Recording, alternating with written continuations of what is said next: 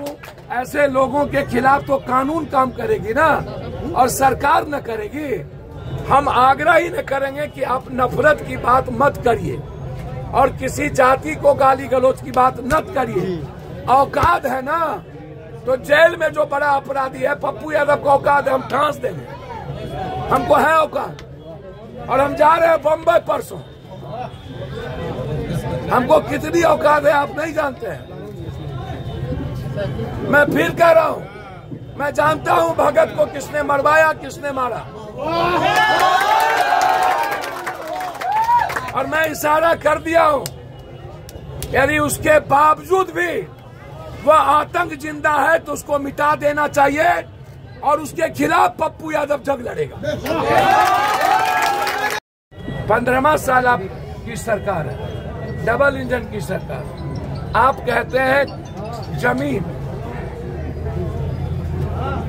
दिलीप जायसवाल जी किशनगंज के ही मुसलमानों के हर जनप्रतिनिधि से वो एमएलसी बनते हैं, और दिलीप जायसवाल ने कभी नफरत और जात की बात नहीं की। और वो रेवेन्यू के, तो जब सरकार आपके हाथ में है तो जमीन यदि कोई गड़बड़ कर रहा है तो सर्वे करा के जमीन छीन लीजिए, ले लीजिए आप। चाहे वो पप्पू यादव 55,000 एकड़ जमीन सरकार की पप्पू यादव दफनाया हुआ है, माफिया नेता पदाधिकारी। तो आप पहले हमारी जमीन, तो आप जो बकबक करते हैं कि जमीन, एक दूसरी चीज सर, इस दुनिया में सोशल मीडिया के युग में धरती पर किसी की औकात नहीं किसी जाति को गाली दे करके वो बच जाए, और किसी को सोशल मीडिया के युग में किसी को छेड़ के अब वो बच जाए, नहीं बच सकता। पूरी दुनिया आलोचना करेगी, पूरी दुनिया खिलाफ हो जाएगी। आप समझ लीजिए सर। एफआईआर लॉन्च करेंगे सर, एफआईआर लॉन्च करेंगे। आप इसको समझिए, मैं आपको एक बात बता रहा हूं भैया, सरकार आपकी, और आप कह रहे हैं कि आज भी 15वां साल के बाद भी यदि पप्पू यादव के मुंह से यह निकले कि हिंदू खतरे में, तो हमको चुल्लू भर पानी में डूब के मर जाना चाहिए, या नहीं तो सल्फाट खा करके चुपचाप सो जाना चाहिए।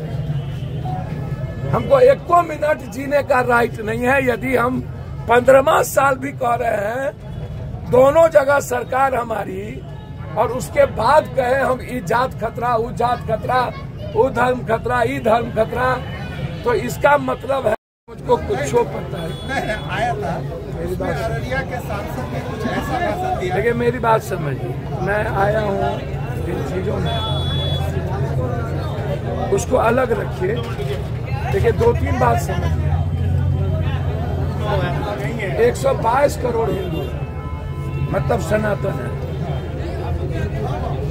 मेरी संस्कृति और तहजीब को दुनिया में कोई चैलेंज नहीं करता, ना कोई सिख, ना कोई ईसाई, ना कोई मुस्लिम, ना कोई दलित, ना कोई बौद्ध। और सनातन जो है, बौद्ध धर्म जो है, इस्लाम हो या सिखिज्म हो, वह हर धर्मों की इज्जत करता है, सम्मान करता है, हमारा धर्म।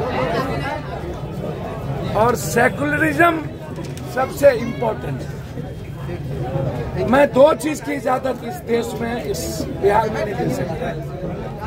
पहली, किसी जाति को छोटा बनाए, किसी जाति को गाली दे। कास्ट कोई भी हो, चाहे वो बैकवर्ड हो, चाहे दलित हो, चाहे फॉरवर्ड हो, मैं किसी भी जाति की आलोचना या उस जाति को छोटा दिखा दूं। यदि कोई अपने अस्तित्व की रक्षा करना चाहेगा तो पप्पू यादव किसी जाति का सम्मान को नहीं खोने देगा, या पहले बात। दूसरा,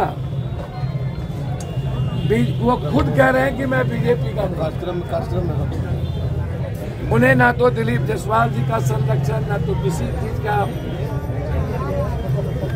धर्म वर्गों को संरक्षित करता है।